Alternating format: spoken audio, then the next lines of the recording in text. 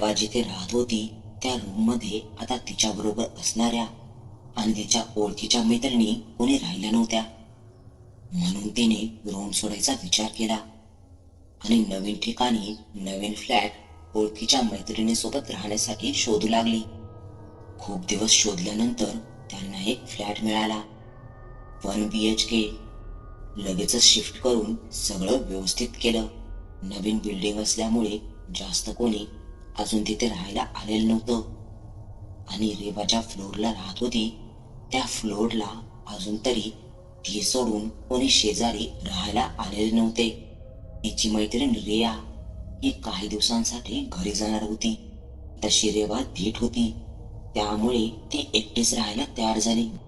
दुसऱ्या दिवशी रिया घरी गेली आणि रेवाचं दररोजचं रुटीन पुन्हा सुरू झालं. जॉबला जाणं आणि आल्यावर जेवण बनवणं हेच काम तिचं दररोजचं असायचं. त्या दिवशी ऑफिसमधून यायला लेट झाला होता म्हणून तिने जेवण पार्सल घ्यायचं असं ठरवलं. पार्सल घेऊन फ्लॅटवर आली. आल्यावर फ्रेश झाली. जेवायला ताट करून घेणार तोच तिला आज काहीतरी वेगळंच जाणवलं. आपण आज या फ्लोअरला एकटे नाही आहोत. कोणीतरी नवीन आलेलं दिसतंय. कोणीतरी शेजारी आलाय. म्हणून रेवा जेवणाचं ताट तसंच ठेवून रूमच्या बाहेर आली होती आणि शेजारी कोण आले हे पाहायला शेजारच्या फ्लॅटची बेल वाजू लागली. 3दा बेल वाजवल्यावर करकर आवाज करत दरवाजा उघडला गेला.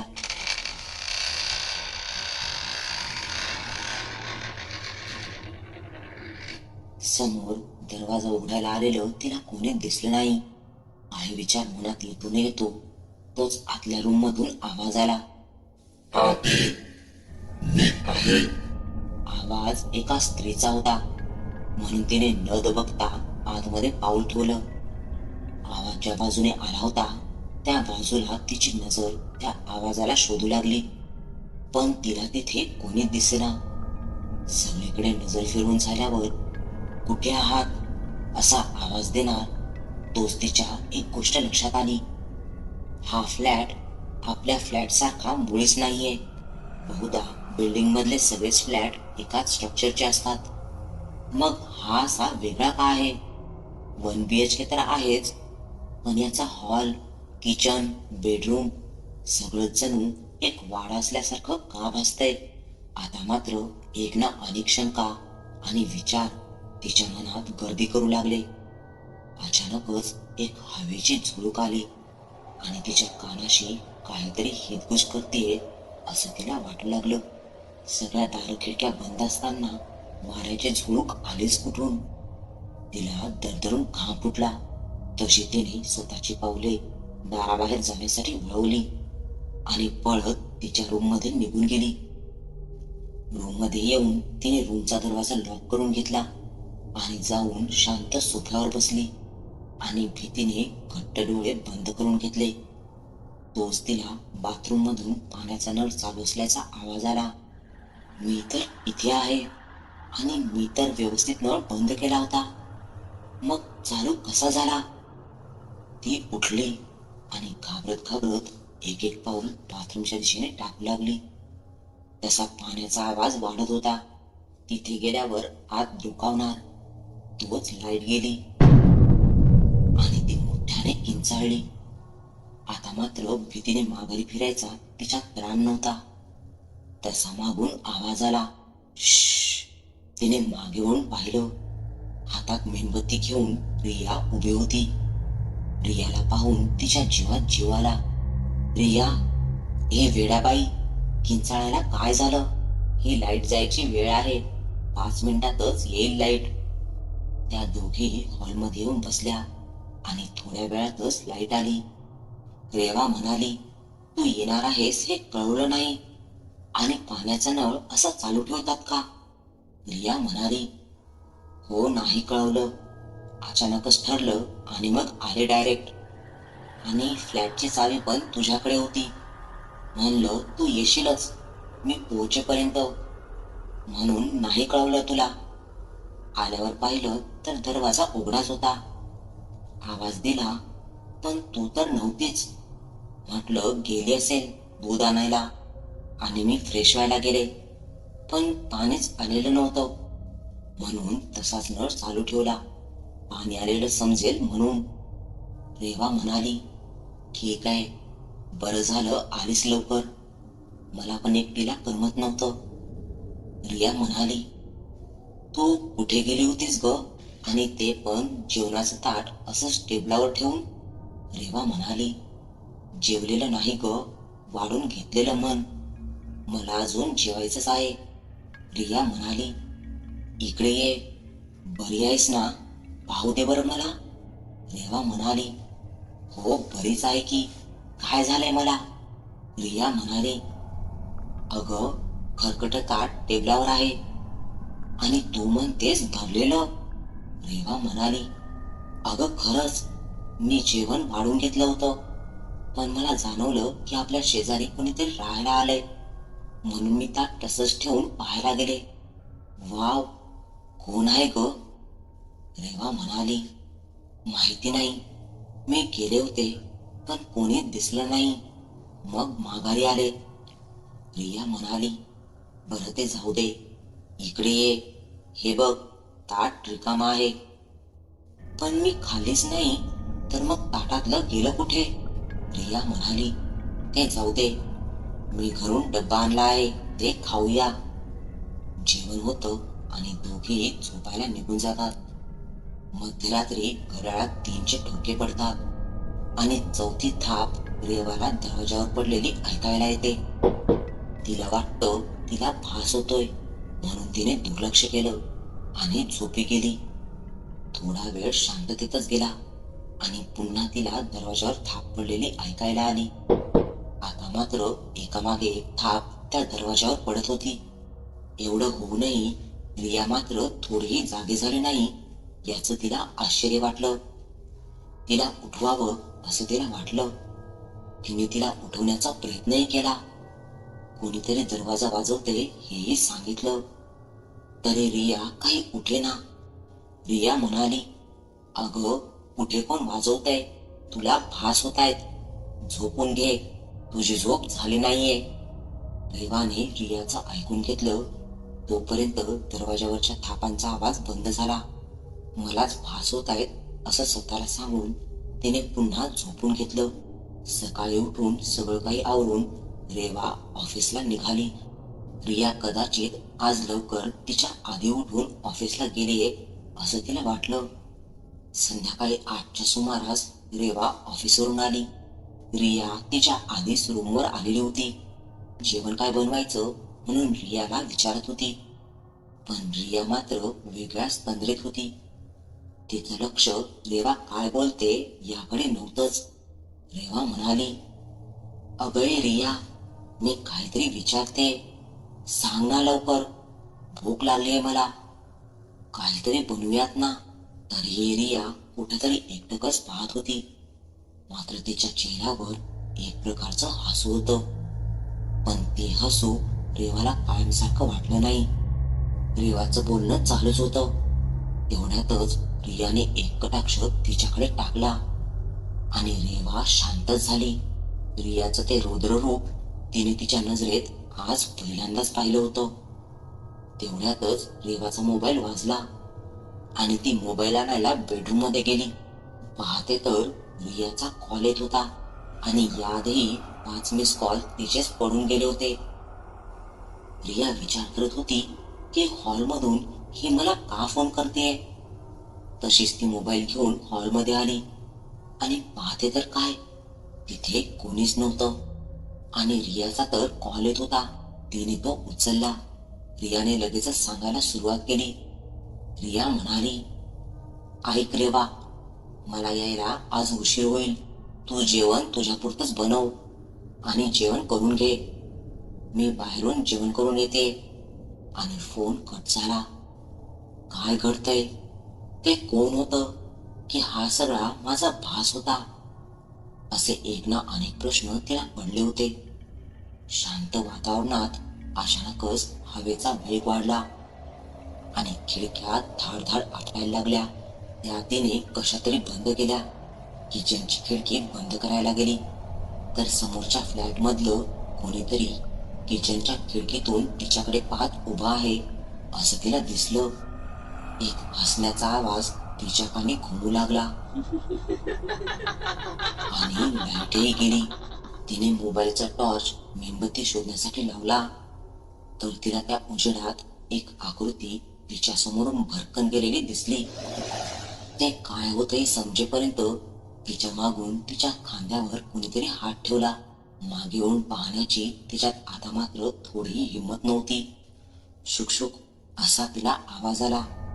तिला वाटलं रात्रीसारखं मागे रियाच असेल म्हणून तिने लगेचच वळून पाहिलं तर समोर तिने अर्धवट चेहरा जळालेली, केस मोकळे आणि डोळे एकदम खोलवर गेलेले.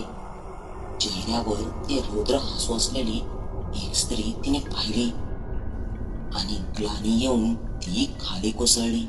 दुसऱ्या दिवशी सकाळीच डायरेक्ट ती शुद्धीवर आली तर जिथे कोसळली ती तिथेच होती. रात्रीचं तिला सगळं काही आठवलं.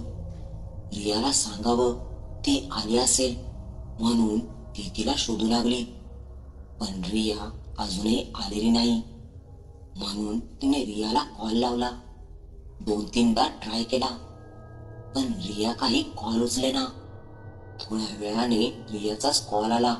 रेवा म्हणाली, कुठे आहेस तू रिया? अजून तू रूमवर आलेलीच नाहीये. रिया म्हणाली, मी कधी म्हटलं रात्री येते म्हणून? आणि आपला कॉलही झाला नाहीये.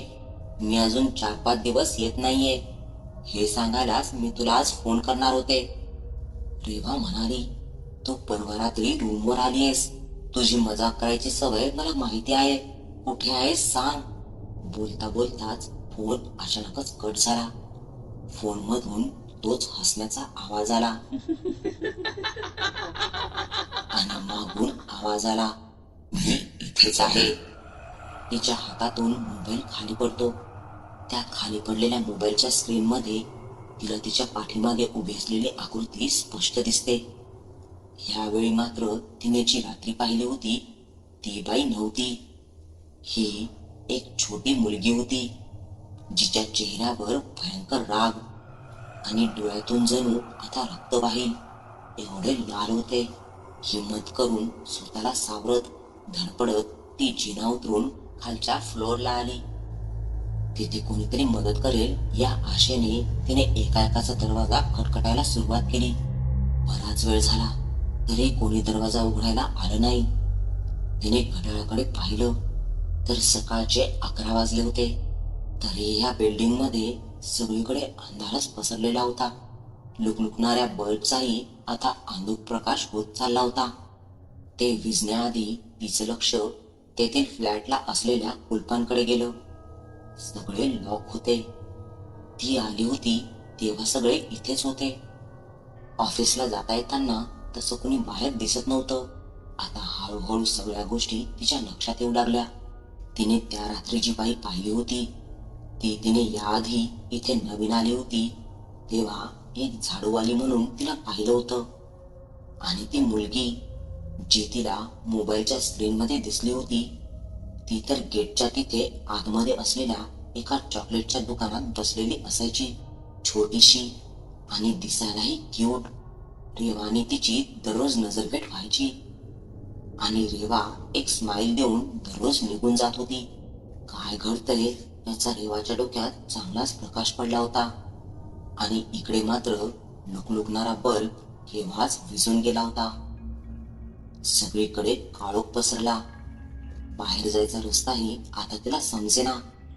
आपल्याला मदतीची गरज आहे की ह्या दोघींना आपल्या मदतीची गरज आहे तिला काहीच समजेना. त्या दोघींनीही 10 ते 12 दिवसात तिला काही त्रास दिला नव्हता जेणेकरून ती जास्तच भीती बाळगेल. उलट रिया म्हणून त्या दोघी तिच्या बरोबर राहत होत्या. तिच्या डोक्यात विचारांचं चक्र सुरू झालं जे थांबायचंच नाव घेत नव्हतं. विचार करत चालत चालत ती एका अडगळीच्या खोलीत येऊन पोहोचली. अंधारात काही दिसत नव्हतं. चेअरला धडकून ती खाली पडली. तिथे तिला एक मेणबत्ती हाताला लागली. आता एक काडीपेटी किंवा लायटर काहीतरी हवं होतं जेणेकरून तिला उजेड करता येईल. अंधारात ती कुठे काही मिळते का हे हाताने चाचपडत होती. तेव्हा तिच्या हाताला फुटलेल्या काचेचे तुकडे लागले. ती बाई आणि त्या मुलीचा आवाज आता रेवाला रडलेला ऐकू लागला. त्या दोघी तर तिला दिसत नव्हत्या. आज तिला जे भासत होतं ते भयंकर पेक्षाही भयंकर होतं, पण ती स्वतःला सावरत होती. अचानकच बंद झालेले बल्ब पुन्हा लागले होते. ती अडगळीची खोली धुंदक प्रकाशमय झाली. तिच्या हाताला लागलेली जखम तिला जाणवली नव्हती, पण रूम मध्ये मात्र सगळीकडे रक्ताचे थेंब पडले होते. तिच्या लक्षात आल्यावर एका जागेवर ती बसली आणि तिने जवळ असलेला स्टोलचा तुकडा फाडून ती जखम बांधून टाकली. सगळं काही शांत भासत आहे. आता बाहेर पडावं म्हणून ती उठली. तिचा स्टोल तिथे असलेल्या पुस्तकांच्या रॅकच्या खिळ्यात गुंतला आणि सगळी पुस्तके खाली पडली. सगळी धुळीने माखलेली होती. एक एक करत तिने ती पुन्हा वर ठेवून दिली. शेवटी जे हाताला लागलं एवढ्या धुळीतही जसंच्या तसं होतं. ती एक आकर्षक डायरी होती, म्हणून तिने ती हातातल्या बॅग मध्ये टाकली आणि रूमवर आली. रेवाने ती डायरी उघडली. त्यात पहिल्या पानावर एक सुंदर छोट्या गोड मुलीचा फोटो होता. खाली तिचं नावही होतं, रेवा. आणि दुसऱ्या पानावर एक कपल फोटो होता, पण त्या फोटो मधल्या त्या पुरुषाचं तोंड रंगवलेलं होतं, त्यामुळे तो चेहरा नीट दिसतही नव्हता. तिचं नाव होतं सुमन, पण त्याचं नावही रंगवलेलं होतं. त्या स्त्रीला पाहिल्यावर तिला यांना आधी कुठेतरी पाहिलंय असं वाटत होतं आणि तिला आठवलं, ह्या दोघी त्याच आहेत ज्या काही दिवसांपासून फ्लॅटमध्ये दिसतायत. तिने डायरीचं पुढचं पान उलटलं. आता इथूनच सुरू होत होती सुमन आणि रेवाची गोष्ट. मी सुमन, काही अपेक्षा, स्वप्न, इच्छा न बाळगणारी, जे आहे त्यात समाधान मानणारी. पण जशी आवड हळूहळू बदलते तशा सवयी बदलतात. प्रेम, लग्न या संकल्पना तशा आधीपासूनच अस्तित्वात आहेत, पण तेव्हा फारसा त्यांना वाव नव्हता. म्हणून माझं लग्न भारतीय संकल्पनेनुसार घरच्यांच्या पसंतीला मान देऊन केलं होतं. मुलगा कोण आणि कसा हे फक्त वरून घरच्यांनाच माहिती असायचं, त्या मुलीला नाही. तसंच अगदी माझंही होतं. संदीपशी लग्न जमलं आणि विवाहही झाला. नव्याचे 9 दिवस असतात ना, अगदी तसंच. नवीन घर, नवीन जागा, जिथे आसपास कोणीही नव्हतं. बाळाची स्वप्ने आणि मुलगी झाली तर तिचं नाव रेवा असेल हे ठरवून त्यांनी त्यांच्या घरालाही रेवाचा फ्लॅट हेच नाव दिलं होतं. हळूहळू संदीप मध्ये बदल व्हायला लागला. संदीपच्या सवयी कळायला लागल्या. तशी मनाला धास्ती वाढत गेली. त्याचं पेनं भयंकर वाढलं होतं. माझ्या पोटात रेवाचा अंश तीळ वाढत होता. मलाही त्याला सांगायचं होतं, पण तो कधी शुद्धीतच नसायचा. ना घरी यायची वेळ, ना कामाचा काही पत्ता. सगळेच काटे उलटे फिरत होते. आयुष्यात प्रकाश किरण हा दिसतच नव्हता. एक एक दिवस काढता काढता माझे दिवसही भरले होते आणि रेवा जन्माला आली. तिच्याकडे पाहून तरी संदीप मध्ये काहीतरी बदल होईल या वेड्या आशेने मी त्याच्यासोबतच रेवाला घेऊन राहिले. रेवा हळूहळू मोठी होत गेली. बाबांचं प्रेम, माया, काळजी हे तिच्या नशिबातच नव्हतं. तिने संदीपला समजवायचा प्रयत्न केला, पण त्याच्यात काही बदल होत नव्हता. सुमनही आता दररोज त्याला कंटाळली होती. म्हणून एक दिवस तिने घर सोडून जायचं ठरवलं. रेवाला घेऊन ती निघाली. तेवढ्यातच बाहेर दारात संदीप उभा राहिला. ती सोडून जाते, रेवाला घेऊन जाते हे पाहून तो भयंकर चिडला. थोडाही शुद्धीत नसलेल्या संदीपला समजलंच नाही त्याने त्या दोघींसोबत काय केलं. सुमन आणि रेवाला त्याने दारातून आत ढकलून दिलं. हातात जे आलं त्याने सुमनवर वार केले. छोटा रेवाचा जीव आकांताने ओरडत होता, पण ऐकायला आसपास कोणीही नव्हतं. सुमन रक्ताच्या थारोळ्यात विसावली होती. रेवाही ओरडून ओरडून निश्चित पडली होती. त्या दोघींना उठवण्यासाठी शुद्धीत नसलेल्या संदीपने पाणी म्हणून रॉकेलच ओतले. संदीप जेव्हा शुद्धीवर आला तेव्हा त्याने समोर पाहिलं तेव्हा त्या दोघांनीही जीव सोडला होता. शेजारी एक डायरी होती ज्यावर छोट्या रेवाने त्यांच्या फ्लॅटचे आईबाबांचे चित्र एका स्वप्नाप्रमाणे रेखाटले होते. त्याला सगळं काही उलगलं, पण तेव्हा वेळ निघून गेली होती. त्याच्या हातून घडलेला गुन्हा त्याला सहन नाही झाला, म्हणून त्याने स्वतःला संपवण्याचा निर्णय घेतला. तेवढ्यातच घरात गॅस सिलेंडरचा स्फोट होऊन सगळं काही जळून खाक झालं. रेवाने ती डायरी बॅगेमध्ये घातली आणि डायरी घेऊन बाहेर पडणारच तोच ती मुलगी रेवाच्या समोर आणि ती बाई सुमन तिच्या मागे उभी राहिली. त्यांना रुद्रावस्थेत पाहणं तिला अवघड होतं, पण तरीही तिने जीव मुठीत घेऊन तिथून पळ काढण्याचा प्रयत्न केला. तिच्या बॅग मधील ती डायरी त्या दोघेही हिसकावून पाहत होत्या आणि रेवा मात्र तिची बॅग सोडायला तयार नव्हती. तिची पूर्ण खात्री झाली होती की या डायरीमध्येच रेवाचं स्वप्न आहे आणि रेवाच्या स्वप्नामध्ये सुमनचा जीव, त्यांचा जीव यातच अडकला आहे. हे त्यांचं स्वप्न आहे आणि कोणी आपलं स्वप्न असं दुसऱ्याच्या हाती सोपवणार नाही. म्हणून तिला ती डायरी बाहेर घेऊन जायचं होतं. म्हणून ती जीवाच्या आकांताने त्या भीषण शक्तींचा सामना करत होती. फिरून फिरून रेवा त्या अडगळीच्या खोलीपाशीच येत होती. तिला बाहेर जायचा रस्ता काही केला मिळेना आणि त्या दोघी तिचा पाठलाग काही सोडेना. छोट्या रेवाला आणि सुमनला हे सत्य माहिती नव्हतं की या डायरीच्या बाहेर जाण्याने त्यांना या फ्लॅटमधून मुक्ती मिळणार आहे. रेवाला मात्र बाहेरचा रस्ता शोधता शोधता संध्याकाळ झाली. सूर्य मावळतीकडे झुकत चालला होता. रेवा कितीही पळाली तरी अडगळीच्या खोलीपाशीच येत होती. तिला आता काही समजत नव्हतं. बाहेर पडणं तिच्याच्याने होणारच नाही असं तिने आता मनाला समजावलं. ती बाई आणि छोटी मुलगी तिच्या समोर खिदळत बसल्या होत्या. त्यांचा तो हसण्याचा आवाज आता तिला अनावर झाला.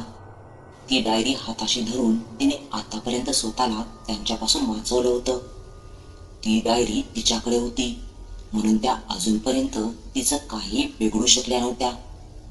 त्या अडगळीच्या खोलीत एक छोटासा प्रकाश किरण बाहेरून आत येतोय हे तिच्या नजरेस पडलं. त्या पुस्तकांच्या रॅकच्या मागे एक खिडकी होती. इथून बाहेर पडायला नक्कीच रस्ता असेल असा ती विचार करत होती. ती एक शेवटचा पर्याय म्हणून आजमावून पाहावं म्हणून तिने तेही करायचं ठरवलं. त्या दोघींना त्या डायरीकडे आकर्षित करत तिने ती डायरी हवेत फेकली.